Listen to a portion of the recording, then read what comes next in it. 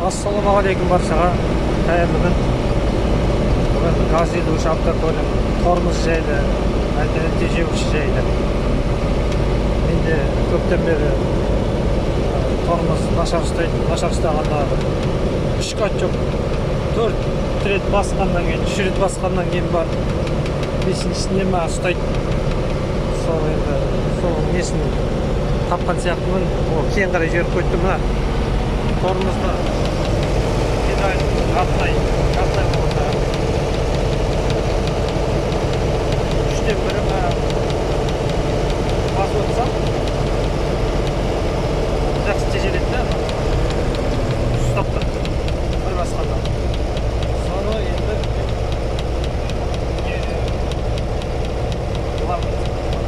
цилиндр ауыстырам ба деп жүреді. Астында педальдің астында ағаштарды қыстап қойса болатын сияқты жалпы. Көп шығынданбай.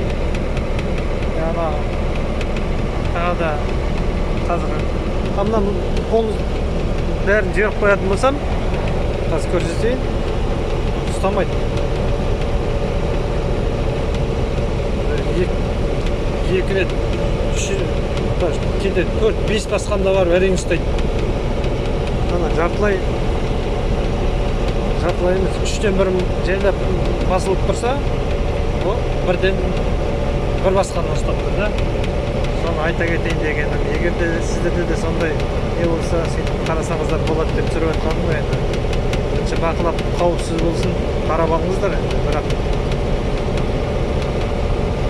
сене беруге де болмайды. Бірінші бақылап тексеріп қарап алып, сосын бар жасап қарамасаңыздар, мен өзім қазір істеп қарайын деп отырмын солай. Көмегі тиіп жатса ризамыз. Баршаңыздың істеріңіз сәттілік.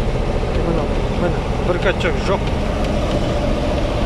екінші катчок жоқ, үшінші катчок жоқ даже, 4 жоқ, 5-те бар, енді ұстап бар.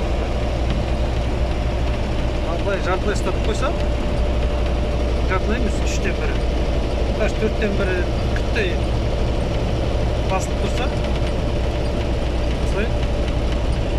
басқанда ұстап тұрмыз. Соны айтып кетейін дегенім. Жақсы, істеріңіз сәттілік, көліктеріңіз тоқтамасын.